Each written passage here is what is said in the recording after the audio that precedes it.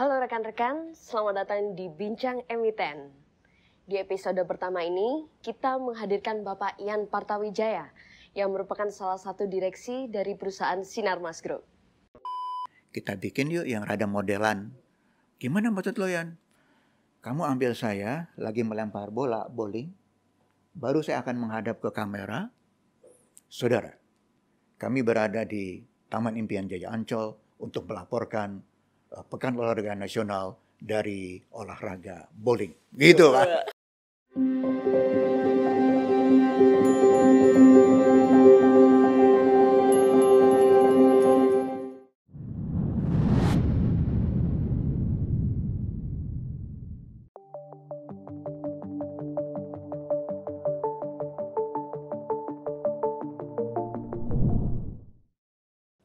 Oke, selamat datang Pak Ian Partawijaya. Selamat datang juga, selamat bertemu juga. Terima kasih Pak. Iya. Tapi kalau kata orang kan tidak kenal maka tidak sayang Pak. Iya. Sebelum itu perkenalkan terlebih dahulu. Nama saya Sagita Melati, biasa dipanggil Gita. Oke, Gita. Dan hari ini saya mewakili AEI Pak, Asosiasi Tercinta Kita. Betul. Asosiasi Emiten Indonesia. Untuk menjadi host dalam tayang perdana Bincang Emiten hari ini. Iya. Mungkin sedikit refreshment juga ya Pak. Baik. AEI merupakan Asosiasi Perusahaan Publik Indonesia. Betul. Di mana perusahaan kami, Campina, merupakan salah satu anggota termasuk Sinarmas juga Pak. Iya. Dan Bapak menjadi salah satu petinggi pengurus Asosiasi Emiten Indonesia. Jadi Pak, tujuannya kita membuat acara Bincang Emiten ini untuk menjadi wadah komunikasi. Iya, mudah-mudahan berhasil. Amin Pak. Karena terus terang saya juga mengharapkan bahwa ya cara-cara seperti inilah untuk bisa mewadahi semua anggota emiten sehingga AEI bisa bermanfaat bagi seluruh anggotanya. Amin Pak, terima kasih Pak. Tentu saja tidak terlepas dari support dari Bapak dan juga dari seluruh rekan-rekan emiten semuanya. Iya, betul. Baik. Betul. Baik, kita lanjutkan Pak Ian. Ya, silakan. Oke. Terima kasih Pak. Gimana Pak? Tadi perjalanan Bapak dari rumah ke sini cukup ramai? Cukup lancar. Cukup lancar ya Pak? Ya. Karena mengingat kemarin baru saja dapat info dari Pak Jokowi ya Pak ya, kalau sudah dimandatkan untuk seluruh karyawan itu mulai bekerja work from home. Iya, betul. Mungkin itu menjadi ini ya Pak ya. Karena Omikronnya mulai menaik lagi ya. Iya Pak. Aduh, angkanya udah mulai naik lagi. Iya. Nah, mudah-mudahan lah bisa ditekan habis gitu ya. Siap Pak. Oke Pak Ian. Ya. Kita pengen tahu nih Pak, perjalanan karir Bapak itu cukup luar biasa sekali. Yang bermula dari seorang broadcaster hingga memegang posisi strategis di emiten yang ada di Indonesia. Mungkin bisa diceritakan sedikit Pak, awal karir Bapak dari TVRI hingga sekarang Pak. Silakan Pak Ian. Baik Gita, terima kasih. Saya terus terang belajar broadcast itu secara alamiah. Otodidak. Di mana saya sejak kelas 3 SMP itu sudah mulai mengenal broadcast. Mulai dari pemancar-pemancar gelap sampai akhirnya orang tua saya mengizinkan kakak saya yang mimpin untuk membuat studio radio. Studio radio. Namanya Radio Suara Kejayaan. Dulu yang pernah mengeluarkan Bagito Group, kemudian Empat Sekawan, kemudian Tukul Arwana, itu jebolan dari Suara Kejayaan, Radio SK. Oke. Nah, jadi saya kelas 3 SMP itu sudah mulai siaran radio. Ya. Usia muda banget ya Pak ya? Iya, karena terus terang betul-betul orang tua saya mendukung karena daripada Ian lari kemana-mana, jalan kemana-mana, main kemana-mana, mendingan dia main ke studio yang ada di rumah, sehingga kalau dia mau nyari saya gitu, Ian ada di mana? Oh lagi siaran dia. Tinggal dia periksa, oh ya lagi siaran. Gitu loh. Jadi betul-betul di backup penuh sama orang tua saya. Nah, saya siaran itu dari tahun berapa ya? kelas 3 SMP itu ya, sampai saya bisa membayangkan pulang sekolah, lempar tas, lari ke studio siaran. Memang gitu. passion berarti ya Pak ya? Betul, passion saya di sana gitu. Tapi secara otodidak aja karena saya senang gitu loh. Nah, setelah saya 10 tahun lebih berada di radio, saya merasa ingin saya tingkatkan dong gitu. Kalau radio cuma suaranya aja yang kedengeran, pengen dong tampang saya kelihatan. Betul, gitu Pak. kan. Betul. Wah, waktu itu satu-satunya ada di TVRI gitu. Kebetulan salah seorang penyiar di radio SK ini, di Radio Suara Kejayaan ini, Yasir Den As, mungkin Anda pernah dengar juga, penyiar TVRI Penyiar juga. senior ya Pak ya? Iya. Saya pesan ke dia, Den, kalau seandainya ada lowongan di TVRI, tolong dong infoin gitu. Oh, ada tuh. Dibutuhin tuh Yan, gitu. Oke, tapi dia sebagai penyiar berita Yan, gitu. Itu lulus SMA Pak? Ya, lulus SMA. Langsung ya? Lulus SMA gitu, sambil kuliah saya ingin meningkatkan gitu. Nah, kemudian saya masuklah untuk jadi dites lah oleh TVRI. Waktu itu almarhumah Tuti Aditama, kemudian Sambas yang jadi juri-juri untuk pengrekrutan ini gitu loh. Oh, ya. oke, baik. Nah, terus terang waktu itu saya bisa lulus apa enggak ya? Sangat ragu untuk bisa diterima di TVRI gitu loh. Karena saya tahu banyak sekali peminatnya ke sana gitu kan. Nah, tapi namanya juga percobaan, kita coba aja. Pengalaman kan gitu. Betul. Akhirnya saya rencana terus terang waktu itu saya kan model gondrong, mahasiswa gitu kan. Yeah. Gondrong. Saya pikir saya mau gunting rambut dulu rapi baru ikut testing gitu kan di TVRI. Enggak sempet. Terus gitu. berarti audisi posisi gondrong-gondrong gitu Pak? Gondrong-gondrongan Okay. gitu loh. Ya Pak boleh buatlah, saya pengen tahu aja kayak apa sih testing di TVRI. Apa kayak film gitu kan. Kalau film kan kamera action gitu kan. Bayangan kita dulu gitu. Bayangan seperti itu. Betul gitu. Pak. Udah cobain aja. Cobalah dites gitu loh. Tes waktu itu saya masih ingat ada 144 orang yang mendaftar gitu. Bergiliran. Giliran saya 1 hari dari yang sudah ditentukan gitu. Nah, saya lihat para calon tuh udah keren-keren semua deh pokoknya. Saya tuh betul-betul hati kecil saya yang Kompetitor saya kok keren-keren berat ini. banget gitu loh Betul. ya. Tapi oke, kita coba aja. Coba gitu. Tes, tiba-tiba 3 hari kemudian ada panggilan bahwa kamu diterima di TVRI. Berapa gitu. orang itu Pak? Dari 4 orang. Oh. 4 orang. Panggil lagi ke TVRI, saya datang. Oke, Saudara Yan diterima, tetapi kamu harus potong rambut. Gitu loh. Siapa? Tuntutan utama. Siap, langsung saya siap aja gitu. Udah. Masuklah saya ke TVRI. Nah, memang itu nggak mudah. Nggak mudah bisa langsung jadi tampil sebagai penyiar berita di sana.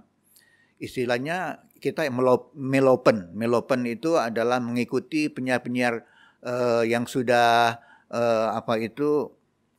yang lebih senior dari saya gitu kan. Mereka menyiapkan berita itu seperti apa. Gitu. Saya ikutin. Oh, dia harus meriksa ini. Kalimat ini yang kurang bagaimana. Kita mau ganti harus lapor ke siapa gitu kan. Betul. Sampai akhirnya ikutin itu terus gitu. Sampai saya pikir, saya kok udah 2-3 bulan kok nggak pernah tampil nih, gitu loh. Ada perasaan gitu. Gitu. Saya jadi penyiar apa enggak sih gitu kan itu gitu. Kok cuman melopen ngikutin aja orang. Kadang-kadang cuman, ya tolong ini filmnya, kamu isi suara ya gitu. Cuman ngisi suara doang. Daber doang sifatnya. Daber doang gitu. Saya terus terang udah mulai putus asa waktu itu. Kalau gitu saya keluar aja deh dari TVRI. Nggak bener nih kalau gini caranya gitu loh. Nah, tetapi tiba-tiba ada Pekan Olahraga Nasional. PON keberapa waktu itu Pak? Saya nggak tahu tuh tahun berapa ya. Waktu itu mungkin tahun 82-an gitu ya. ada PON gitu. Tiba-tiba dari reporter olahraga, si koordinatornya bilang, penyiar nih siapa yang bisa bantu? Kita kekurangan reporter olahraga gitu loh. Wah, saya langsung nunjuk. Saya Pak, siap gitu loh. Kamu mau megang kamu yang bisa bikin laporan olahraga? Saya bisa di bowling, saya bisa di kempo. Saya bilang gitu. Oke, 2 itu kamu pegang. Gitu. Oke. Dah, terjunlah saya sebagai reporter olahraga gitu. Cuma saya pikir gimana caranya supaya saya tampil. Masa sih cuman backup sebagai dubber doang gitu kan? Betul, kesempatan nih Pak. Kesempatan. Saya bilang, kita bikin yuk yang rada modelan. Gimana maksud lo, Yan? Kamu ambil saya lagi melempar bola bowling. Baru saya akan menghadap ke kamera. Saudara, kami berada di Taman Impian Jaya Ancol untuk melaporkan Pekan Olahraga Nasional dari olahraga bowling. Gitu kan. Oh, boleh tuh Yan, boleh. Gitu. Keren tuh, akhirnya. Keren gitu. Ambil itu gitu loh. Diambil, baru saya bikin laporan, keluar gitu kan. Teman-teman saya yang lain gitu, pada ngiri. Yan, emang boleh lu begitu caranya? Ya gue kagak tahu. Pokoknya gue gitu aja gitu. Buktinya? Oke deh, kalau gitu ikut-ikutan. Jadi yang di biliar, pura-pura main biliar. Dang, saudara. Gitu. Oh gitu. Gitu ceritanya kita. Jadi sebenarnya waktu ada action begitu mulainya dari Pak Yan dulu. Iya, saya pikir begitu gitu loh. Karena waktu di TVRI. Jadi rame semuanya. Nah, dari situlah saya tampil. Tampang saya tampil. Dan terlihat oleh direktur pemberitaannya. Dia nanya, kenapa orang ini nggak tampil di berita sih? Dia cuma dubber aja Pak. Dia terlampau muda Pak. Gitu loh. Tampangnya itu masih muda sekali. Gitu loh. Nanti beritanya dianggap bener apa enggak sih berita yang dia bacain ini gitu kan. Enggak. Segera jadwalkan dia. Gitu ceritanya Gita. Baru dijadwalin lah saya gitu loh. Baru masuk permulaan berita pagi-pagi banget. Jam 7 tampil gitu kan. Waduh, saya jam 5 udah di TVRI. Kemudian paling malam sekali, jam 11 malam. Gitu kan. Malam ya, ya saya ikutin aja lah. Pokoknya saya tampil kelihatan tampang saya. Nah dari situ, tapi sebelum itu lagi, saya kan masih kelihatan muda. Kamu tuh terlampau muda untuk tampil. Bikin dong tua, tampang kamu gimana? Saya terus terang ganti 6 kacamata supaya bisa tampil dewasa gitu loh. Jadi alasan kacamata tebal Bapak yang terpampang dulu karena supaya lebih kelihatan mature Pak. Lebih tua gitu. Luar biasa banget. Akhirnya barulah bisa tampil. Sampai saya masuk ke dunia dalam berita sebagai puncaknya yang bisa tertampilkan di TVRI. Gitu ceritanya. Oke. Jadi betul-betul saya dari bawah, dari mulai sebagai broadcaster di radio sampai menjadi seorang broadcaster di dunia TV. Dalam berita. Iya, kurang lebih seperti itu. Lalu bagaimana Pak transisi dari dunia dalam berita TVRI hingga berada di sebuah perusahaan Pak, perusahaan profesional? Ya. Itu gimana Pak? Terus terang saya waktu itu setelah lulus sarjana, saya ingin mengatakan bahwa saya udah nggak bisa lagi main-main lah. Ke TVRI itu saya anggap sebagai pengalaman tambahan aja. Bukan sebagai prime, bukan sebagai kerja utama saya. Setelah lulus saya pikir saya mau jadi bankir aja deh. Gitu. FEUI ya Pak ya? Ya saya dari FEUI gitu. Nah, tetapi saya masih merasa diri saya passion saya sebetulnya di TVRI deh gitu loh. Mendingan saya ngobrol-ngobrol sama dirutnya, direksinya TVRI gitu loh. Nah Pak, ketemu sama dia, saya bilang Pak, tolong dong kasih saran ke saya kalau saya nanti mau berkarir penuh di TVRI, bagus gak sih Pak? Gak usah lah, dia bilang gitu. Kalau boleh saya kasih saran, tetap aja kamu berkarir di luar, nanti TVRI akan mendampingi kamu gitu loh. Kamu kan sudah sangat banyak membantu TVRI. Kita nggak akan lupakan kamu gitu. Jadi berkarir, carilah kamu apa profesi kamu di luar, nanti nyambinya di TVRI. Oh boleh begitu Pak? Boleh. Itu yang saya kerjakan. Jadi saya masuk ke Bank Duta tahun 83 gitu. Tapi saya saya pikir juga waktu itu masuk Bank Duta berarti saya harus keluar dari TVRI. Asumsi saya seperti itu. Betul Pak. Tapi ternyata Dirutnya bilang kamu jangan lepaskan TVRI. Itu promosi buat kita gitu loh. Jadi kamu tetap pegang di Bank Duta. Kemudian setelah dari Bank Duta kamu boleh ambil di TVRI. Oh boleh begitu Pak? Wah alhamdulillah gitu ya. Saya bisa dua-duanya. Senang-senang saya, passion saya ada di TVRI masih bisa berlanjut. Gitu ceritanya. Tapi bisa berkarir juga di dunia profesional, betul gitu. Pak. Akhirnya saya ikutin. Dua-duanya alhamdulillah lancar semua gitu loh. Di Bank Duta lancar, sampai terakhir saya sebagai pimpinan cabang Bank Duta di Hotel Indonesia. Nah setelah Hotel Indonesia itu Bank Duta di merger ke Danamon gitu loh ya. Ada 8 bank masuk ke Danamon. Saya ditawarkan mau pensiun dini dari Bank Duta atau mau bergabung ke Danamon. Tuh, saya bilang enggak deh, saya udah berhenti aja. Saya minta pensiun dini dari Bank Duta. Nanti saya akan cari karir lagi deh, tempat lain lah, job lain. Oke, gitu. Akhirnya saya tahun 2000 selesai di Bank Duta. Nah, saya ketemu dengan Pak Gandhi Sulistianto. Pak Gandhi. Beliau adalah orang Sinarmas yang sudah betul-betul berkarir di Sinarmas pada waktu itu. Beliau minta tolong ke saya, Yan kamu kan udah selesai di Bank Duta. Iya Pak, ayo dong bantuin saya gabung di Sinarmas. Gitu. Oke Pak, siap. Gitu. Akhirnya saya bergabung ke Sinarmas sampai sekarang. Sampai sekarang ya Pak. Sampai sekarang. Dan itu memang benar-benar menduduki dari posisi Korkom juga Pak. Ya. Korkom, Korsek, hingga direktur dan komisaris ya Pak. Betul. Luar biasa sekali. Alhamdulillah seperti itulah ceritanya. Kurang lebih sudah 22 tahun di Sinarmas ya Pak ya. Iya, betul. Nah, selama Bapak berkarir di Sinarmas Group nih Pak. Ya. Sinarmas tersebut kan terkesan family business. Ya. Dari sisi role strategis yang pernah Bapak perankan, bagaimana Bapak bisa beradaptasi dan memanage masalah-masalah tersebut Pak? Minum dulu boleh ya? Boleh Pak, silakan Pak. Oke. Ya, Pak. Terus terang, saya berterima kasih kepada Sinarmas. Berterima kasih juga kepada Pak Sulis yang telah mengajak saya bergabung di Sinarmas ya. Karena di Sinarmas itu saya juga menganggap waduh berat nih persoalan. Tetapi karena ownernya itu betul-betul menghargai keprofesionalan seseorang, maka kita betul-betul welcome di Sinarmas. Owner menganggap bahwa mereka membutuhkan profesional-profesional. Bagaimana bisa mengembangkan perusahaan di bawah Sinarmas, ya.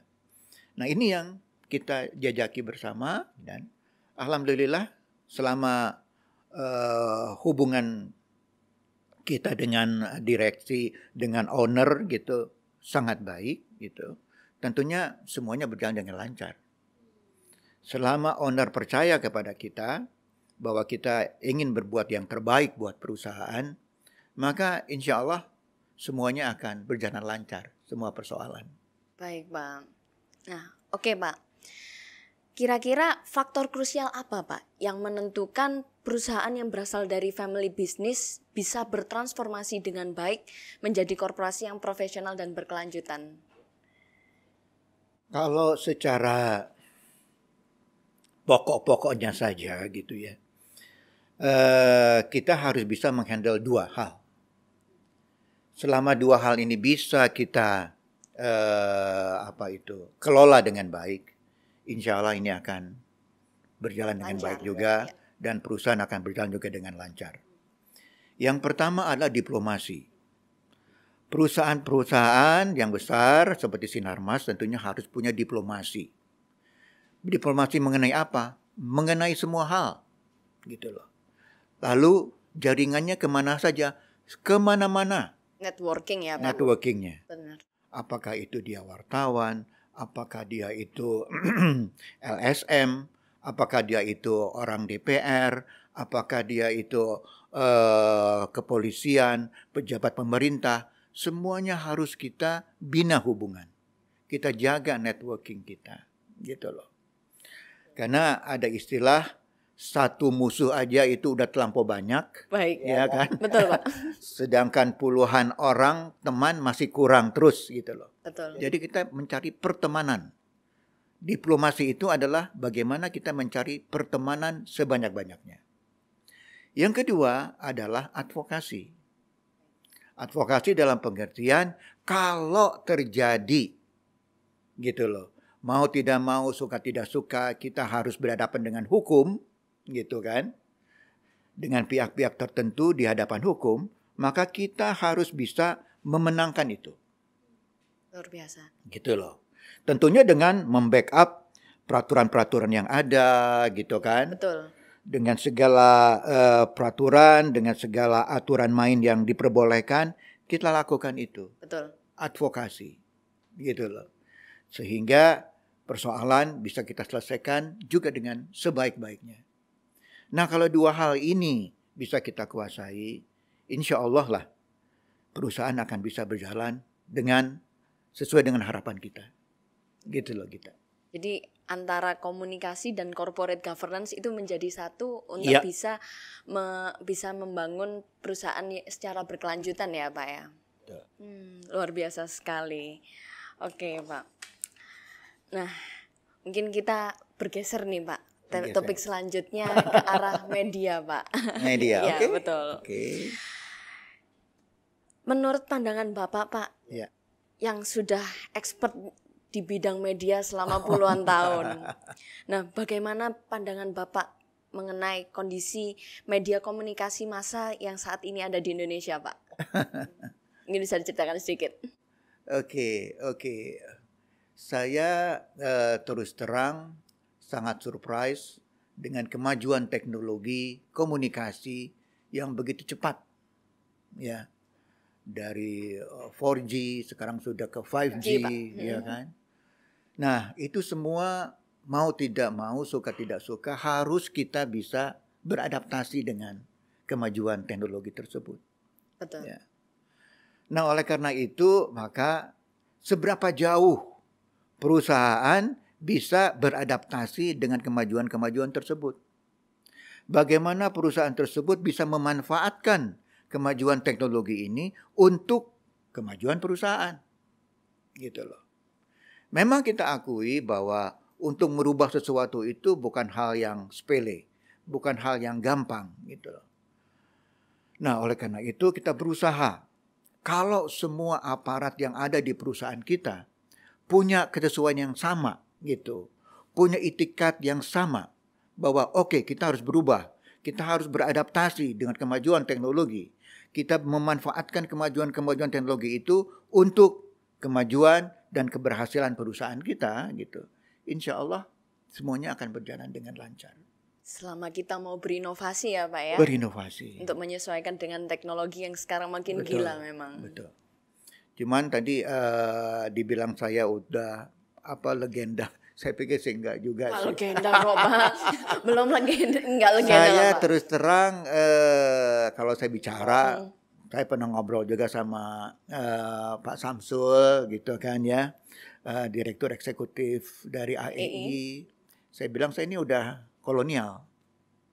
Kalau Anda kita milenial gitu. Kan dari kolonial bisa bergeser milenial, Pak.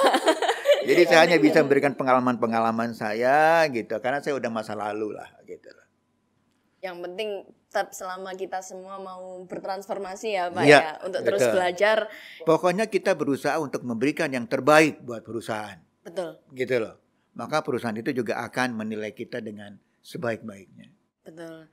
Seperti yang sudah Bapak tanamkan sejak dari TVRI hingga di posisi sekarang, bahwa value yang sudah Bapak berikan itu sangat bermanfaat sepanjang umur hidup kita ya Pak. Betul sekali. Karena terus terang kita di Sinarmas juga, meskipun ini adalah family ya, katakanlah keluarga Pak Eka Cipta Wijaya, tetapi kita betul-betul ingin mengedepankan keprofesionalan. Ya. Dan juga kita ini ingin bukan mengungkung semua kekayaan itu untuk keluarga, tidak. Betul. Kita akan berusaha untuk memperbanyak perusahaan-perusahaan kita yang bisa menjadi perusahaan publik. Bermanfaat untuk seluruh stakeholder. Betul, Pak. Sehingga perusahaan-perusahaan kita bisa dibeli dan juga dimiliki oleh masyarakat.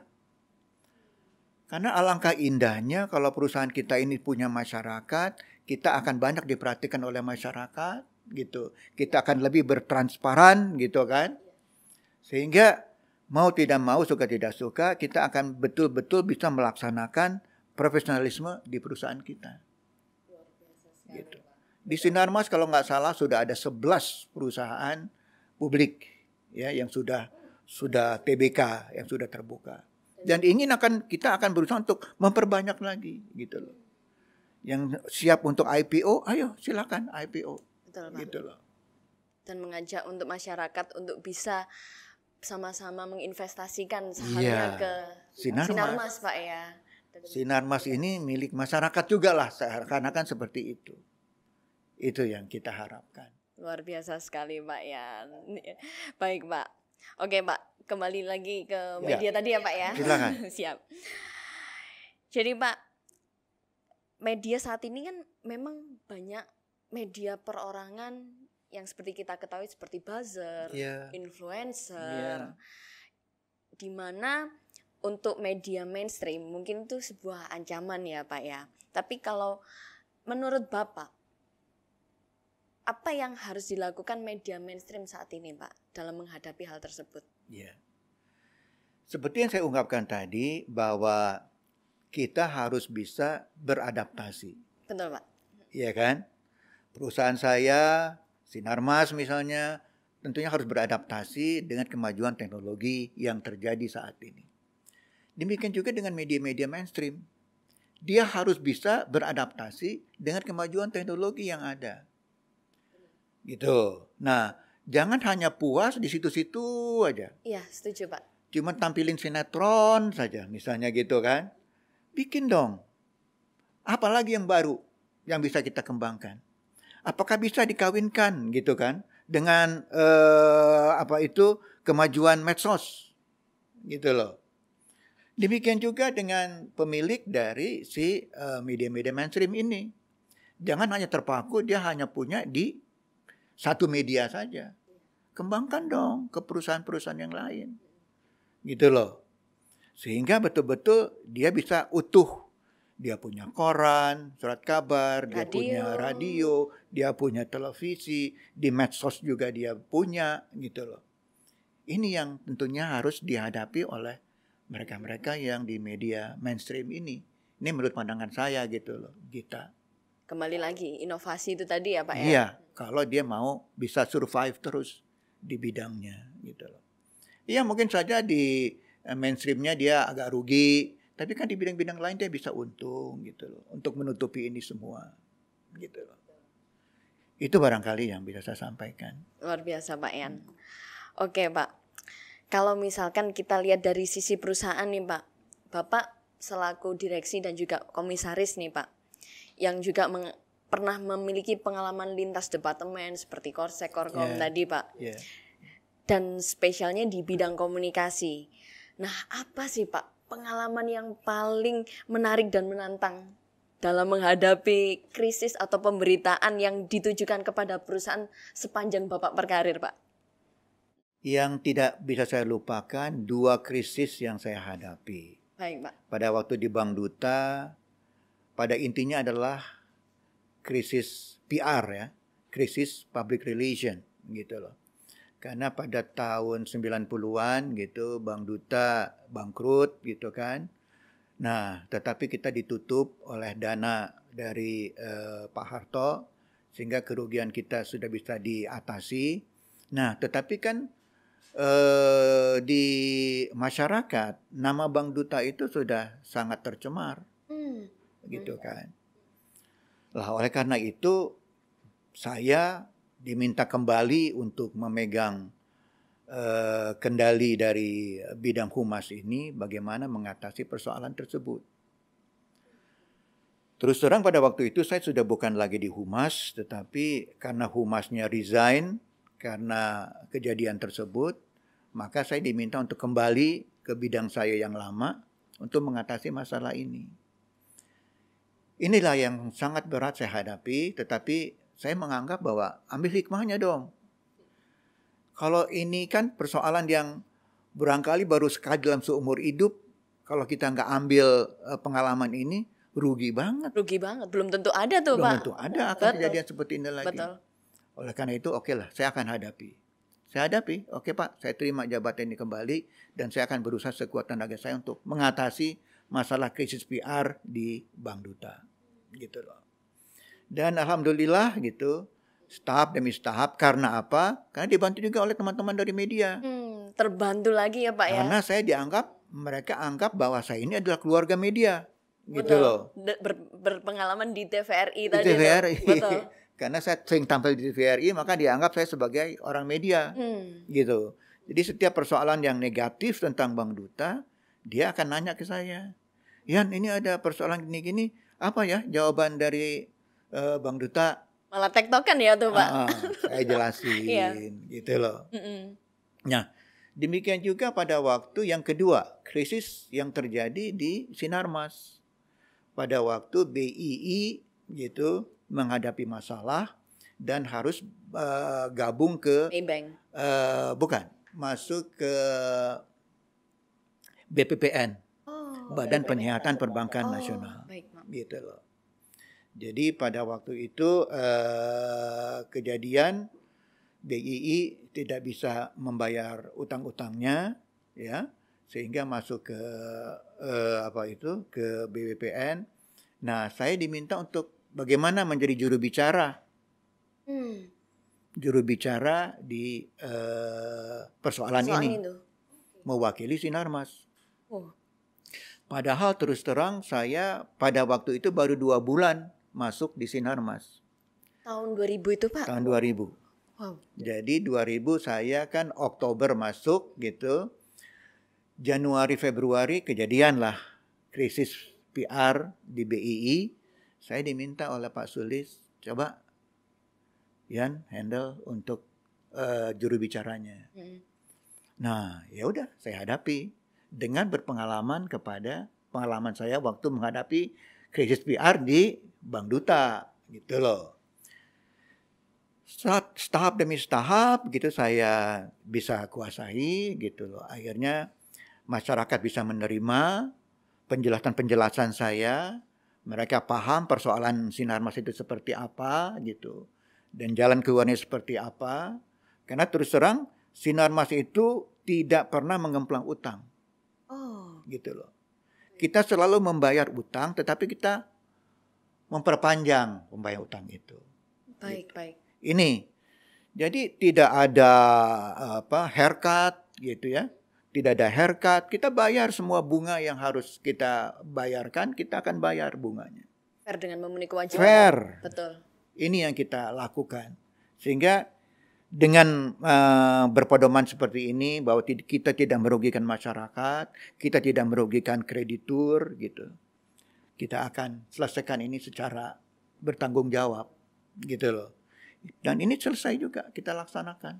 Semua utang-utang kita bayarkan sepenuhnya. Gitu.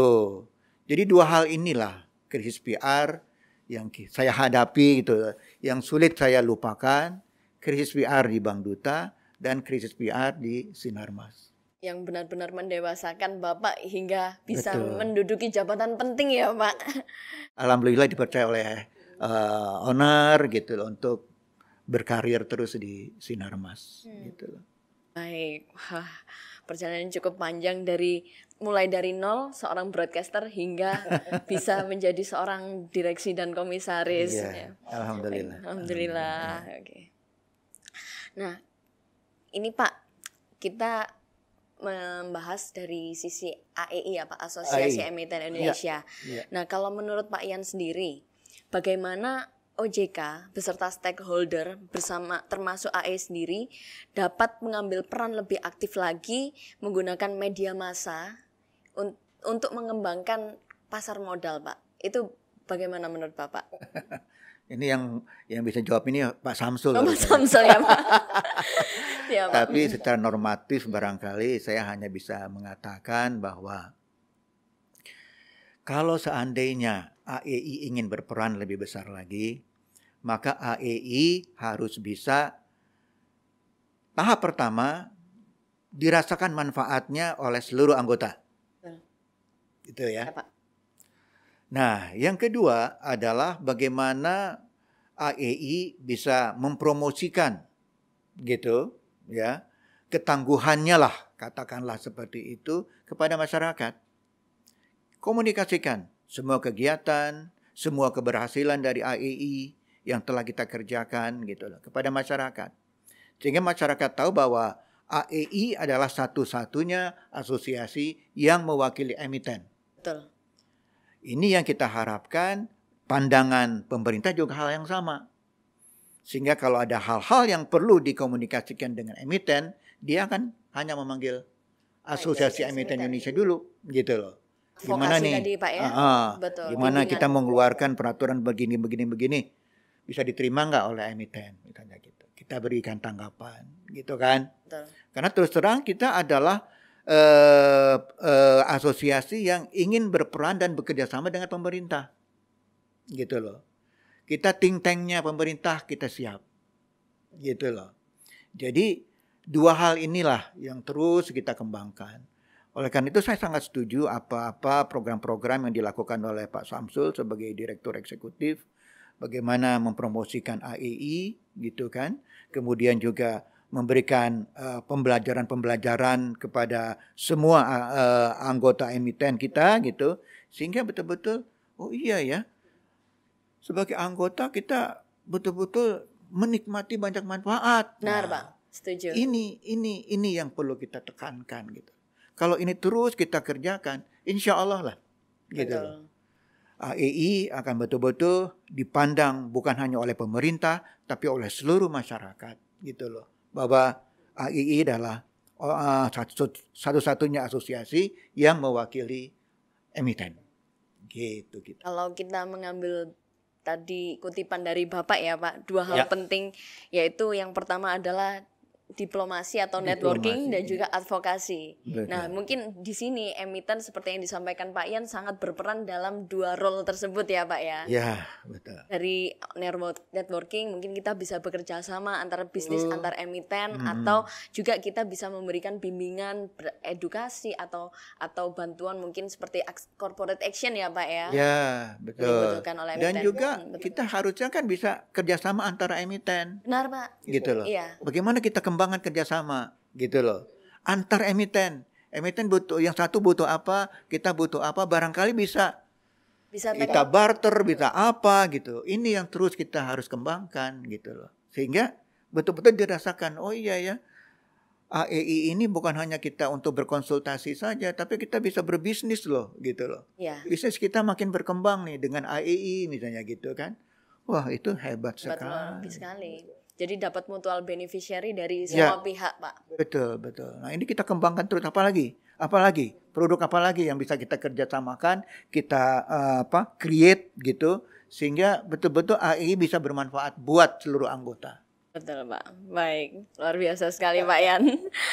Oke. Saya melihat sosok pribadi Bapak adalah gemar melakukan kegiatan sosial yang sering dilakukan di lingkungan masyarakat ya Pak. Tidak sedikit pula banyak yang menyebut Bapak ini sebagai seorang filantropi. Nah, kalau kita hubungkan dengan perusahaan Pak, serta mulai banyaknya pelaku bisnis yang menjalankan triple bottom line, people, planet, profit, di mana implementasi dari SDGs yang sudah digaungkan oleh PBB untuk membangun masyarakat modern yang peduli terhadap lingkungan dan juga masyarakat. Nah, itu bagaimana menurut Bapak? Kita terus terang sudah lama ya, karena sejak awal kita selalu berpedoman kepada 3P ini. Betul. Ya, Triple P ini selalu kita pegang setiap Sinarmas mendirikan perusahaan baru, maka dia harus memegang 3P ini. Yang pertama, perusahaan tersebut harus bisa bermanfaat bukan hanya untuk karyawannya saja, ya, tetapi kalau bisa untuk masyarakat. Stakeholders tadi ya Pak ya? Ya, Betul. untuk masyarakat. Kemudian yang kedua, kalau itu kan people ya. Yang kedua adalah untuk profit. Untuk perusahaan bisa berkembang, tentunya dia harus punya profit dong. Benar Pak. Iya kan? Sehingga profit itu bisa dia bagikan kepada karyawan, dia bagikan kepada masyarakat. Ya, itu profit. Yang ketiga, kalau seandainya gitu loh, kita mau survive gitu, kita harus pegang P yang ketiga. Apa itu? Planet. Betul. Bagaimana kita harus menjaga lingkungan kita, gitu. Sedikit pengalaman barangkali, cerita pendek bukan barangkali. Pada waktu Sinarmas menghadapi tahun 97-98 banyak bakar-bakaran kan. Oh ya. Iya kan? Baik Pak. Bakar di sana, bakar di sini gitu loh. Pabrik di sini dibakar, pabrik di sana dibakar gitu loh. Tetapi alhamdulillah Sinarmas aman gitu loh. Terkendali. Kenapa? Karena dia selalu berpedoman kepada people, profit, dan planet ini. Gitu loh. Kenapa? Karena masyarakat di sekitar kita itu merasa, waduh, ini pabrik yang memberikan nafkah kepada kita. Iya, betul Kita Pak. harus jaga pabrik ini. Masa kita harus bakar? Lalu gimana dong nafkah kita? Untuk yang akan datang. Gitu kan. Nah ini yang alhamdulillah sudah dikerjakan oleh Sinarmas. Sehingga masyarakat yang melindungi pabrik-pabrik kita. Gitu loh. Mereka yang menjaga, orang mau bakar, oh jangan, ini pabrik kita bersama. Karena pabrik inilah yang memberikan nafkah kepada mereka. Gitu loh kita. Jadi itu pengalaman saya, sehingga alhamdulillah semua perusahaan-perusahaan Sinarmas masih tetap bisa terjaga, terkelola dengan baik. Tumbuh berkelanjutan gitu ya Pak. Tumbuh berkelanjutan karena berpedoman kepada profit, people, dan planet ini. Di samping itu kalau kita berbicara tentang planet, tentunya kita harus menjaga lingkungan. Tadi kita bilang, betul, kita harus jaga lingkungan. Gimana kita cara menjaga lingkungan? Kita di Sinarmas juga berperan di dalam menerapkan setiap pabrik-pabrik kita, terutama pabrik kertas gitu, 3R. 3R itu adalah reduce, reuse, recycle. Itu yang kita harus jaga. Gitu. Bagaimana misalnya kita menggunakan air. Air itu jangan kebanyakan dong makainya. Bisa dikurangin nggak? Oke, kita berusaha untuk mengurangi. Cara menguranginya bagaimana? Ya dengan reuse. Air yang kita sudah pakai, kemudian kita bersihkan lagi, ya, dengan water treatment kita, gitu kan. Setelah bersih, kita pakai lagi, gitu loh. Recycle. Nah, masuklah kita ke recycle, Betul. gitu. Jadi betul-betul kita berpedoman ke 3R ini, reuse, reduce, dan recycle. Insya Allah planet kita akan terjaga dengan baik. Luar biasa. Jadi dari dulu sudah menjalankan upaya tersebut, tidak susah untuk Sinarmas bisa tumbuh berkelanjutan dengan memperdulikan lingkungan ya Pak. Luar biasa sekali. Oke Pak, kalau tadi Bapak menyampaikan bahwa masyarakat ikut bersama-sama membantu keberlangsungan dari Sinarmas, sense of belonging-nya cukup tinggi ya Pak ya terhadap Sinarmas ini sendiri. Dalam hal apa tadi? Untuk bisa sama-sama yang terkait dengan pembakaran hutan tadi Pak. Nah, itu bagaimana Pak dari Sinarmas sendiri bisa mengkomunikasikan atau memberikan edukasi masyarakat untuk menciptakan sense of belonging itu Pak? Tentunya ada banyak hal yang bisa kita kerjakan, tergantung dari masing-masing perusahaan dan tergantung dari kondisi perusahaan itu di lapangan. Betul. Ya. Jadi misalnya kita kembangkan di Sinarmas itu plasma dan inti plasma. Ya. dalam pengertian bagaimana kita bisa memberikan program-program pendidikan kepada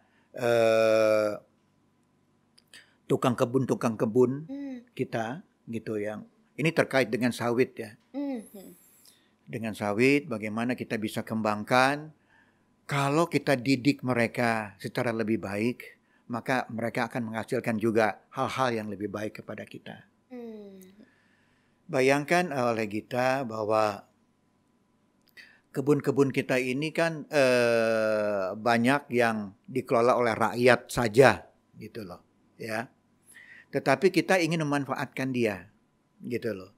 Kita didik dia, kita kasih benih dia, benih yang terbaik yang bisa kita berikan kepada dia gitu loh. Sehingga dia bisa bermanfaat lagi. Tentu dia perlu modal. Nah, kita berikan modal gitu loh. Sebagai inti kita berikan modal kepada plasma, kita anggap mereka ini plasma. Kita berikan dia modal untuk bisa berkembang gitu loh. Nah, sebagai inti tentunya harus bertanggung jawab kepada si plasma ini. Nah, plasma ini kita didik dengan baik, kita berikan pengalaman-pengalaman bagaimana mengelola sawit dengan baik. Kalau seandainya dia sudah baik gitu kan, dia akan memberikan juga hasilnya kepada kita. Gitu loh. Hasil benih yang dia tanam kita akan beli gitu kan. Kita akan bayar gitu kan. Nah, itu akan jauh income-nya buat yang bersangkutan lebih tinggi dibandingkan mereka-mereka yang tidak bergabung dengan kita. Memberikan nilai ya Pak ya. Kita punya value added yang lebih daripada mereka yang hanya bergerak begitu-begitu aja. Betul. Gitu. Ini yang kita lakukan. Nah, demikian juga program kita di dalam untuk mengembangkan UMKM. Di bidang UMKM juga kita mengenal Desa Mandiri Peduli Api. Ya. Kita sekedar tahu bahwa orang itu membakar hutan karena apa? Mereka menganggap bahwa untuk membuka lahan yang paling gampang adalah dengan membakar. Gitu kan? Paling dia kasih bakar, selesai gitu, baru dia tanam. Kebutuhan bisnis. Betul. Nah, ini masyarakat kecil, masyarakat rendah di sana punya pemikiran seperti itu. Nah, ini harus kita ganti gitu loh. Kamu tidak boleh membakar, membuka lahan kamu. Gitu. Nah, kita didik mereka gitu loh. Kita berikan pendidikan ke mereka, tapi mereka bilang, "Tapi kan perut saya harus diisi, Pak." Gimana? Gitu loh. Nah, oleh karena itu kita punya program Desa Mandiri Peduli Api. Jadi kita kembangkan dulu desanya itu. Desanya ini apa sih kelebihannya? Oh, saya ini masyarakat di sini lebih senang menanam jagung. Oke. Kita berikan modal untuk mereka bisa membuat tanaman jagung secara lebih baik. Jagung itu kita akan cari off-takernya, pembelinya siapa? Kita kembangkan. Sehingga betul-betul si masyarakat itu terpenuhilah income-nya. Ada solusi yang ditawarkan ya Pak? Oke. Nah, oleh karena itu dengan dana ini mereka bisa hidup dan mereka kita harapkan tidak lagi membuka lahan dengan membakar. Betul. Ini yang kita selalu tekankan di beberapa kegiatan kita, Plasma Inti, program Plasma Inti dan program Desa Mandiri Peduli Api. Desa Mandiri Peduli Api. Sudah berapa desa nih Pak yang Desa Mandiri Peduli Api ini? Udah banyak gitu loh. Satu hal lagi yang maha penting buat kita ya. Iya Pak. Terutama masyarakat Indonesia. Bahwa kita harus menjaga kebinekaan. Benar. Iya kan? Kita ini negara besar dengan beragam beragam bahasa, beragam kultur, beragam suku bangsa dan lain-lain sebagainya. Betul. Kebinekaan ini harus kita jaga, gitu loh. Kalau tidak bisa kita jaga, kita hancur berkeping-keping seperti Uni Soviet, seperti Yugoslavia. Iya. Nanti jadi negara-negara kecil saja. Nah, ini harus kita sadari oleh seluruh masyarakat di Indonesia. Kebinekaan ini harus kita jaga. Bagaimana gitu loh kebinekaan itu kita jaga. Nah, tentunya harus kita berikan pengertian kepada mereka. Karena terus terang kita, kalau seandainya kebinekaan ini tidak kita jaga, maka akan timbullah intoleransi. Benar. Wah, pokoknya agama gue yang paling besar, yang paling baik adalah ini. Suku gue yang paling baik. Tuh kan, ras gue yang paling baik. Misalnya begitu. Intoleransi. Kalau intoleransi ini terus berkembang, dia akan menjadi radikal. Radikal gitu. Pokoknya apapun gue kerjain demi kepentingan perut sendiri. Gitu. Akan terjadilah terorisme. Gitu. Benar. Jadi dari intoleran, radikal, kemudian akan masuk menjadi terorisme. Ini harus kita jaga. Nah, ini harus kita masyarakatkan gitu loh masalah ini. Bangsaku, ingat nih kebinekaan kita. Kita ini dari beragam suku, agama dan segala macam. Ini harus kita jaga. Hargailah perbedaan kita ini. Hormatilah perbedaan kita ini. Sehingga tidak terjadi intoleransi yang akan membuahkan radikalisme dan akhirnya membuahkan terorisme. Nah, ini kita. Anda sebagai generasi penerus, generasi milenial. Sedangkan saya ini generasi kolonial gitu ya. Tapi masih awet muda kok, Pak. Jadi kita harus bisa mengedukasi masyarakat tentang hal seperti ini. Betul. Ini yang paling utama menurut pandangan saya yang harus kita sadari bersama. Betul, Pak. Gitu loh. Kita. Baik, Pak. Semoga dengan kebinekaan ini kita bisa membangun masyarakat yang madani. Betul. Di era teknologi yang makin maju ini ya, Pak. Betul, setuju. Baik. Sangat setuju kita. Baik. Ya. Baik, Pak Yan. Sebelum kami tutup, apa sih Pak harapan untuk AEI dan podcast Bincang Emiten ini yang digunakan sebagai wadah komunikasi untuk adaptasi di era digital ini, Pak? Ya, tentunya saya sebagai sekretaris umum dari Asosiasi Emiten Indonesia sangat-sangat mengharapkan bahwa program kita Bincang Emiten ini bisa betul-betul bermanfaat dan digunakan oleh seluruh emiten, bukan saja untuk berkomunikasi dengan pengurus gitu, tapi juga berkomunikasi dengan dengan halayaknya, dengan konsumernya gitu, untuk menceritakan apa keberhasilan-keberhasilan yang dilakukan oleh si emiten. Betul. Sehingga dengan pengalaman ini bisa digunakan oleh emiten-emiten yang lain di dalam menghadapi masalah yang sama. Gitu. Terus terang ini yang saya harapkan, sehingga kembali lagi seperti yang saya katakan tadi, kita berharap AEI, Asosiasi Emiten Indonesia ini betul-betul bisa bermanfaat oleh anggotanya. Dan gitu. juga seluruh stakeholders yang terlibat ya, seluruh Pak? stakeholder yang terlibat. Baik. Gitu. Pemerintah kah gitu loh. Siapapun gitu loh. Mari kita bangun gitu loh. Pasar modal kita gitu loh melalui Asosiasi Emiten di Indonesia. Manfaatkanlah gitu loh.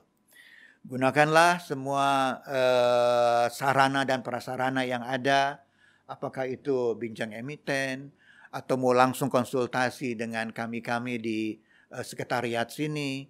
Monggo silakan, terbuka pintu kita gitu loh untuk seluruh anggota emiten gitu kan, anggota Asosiasi Emiten Indonesia.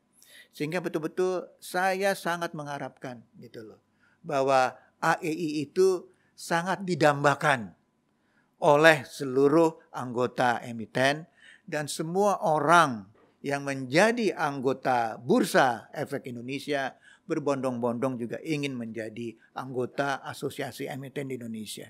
Luar biasa sekali penutup dari Pak Yan. Iya. Oke Pak Yan, terima kasih banyak Terima Pak. kasih. Atas Mohon waktu dan maaf juga kesempatannya. saya kalau ada salah-salah kata. Wah, luar biasa banget Pak. Thank you Pak. Mohon maaf juga dari kami kalau misalkan ada kata yang tidak disengaja Pak. Baik. Baik, sama-sama. Oke, thank you Pak. Terima kasih.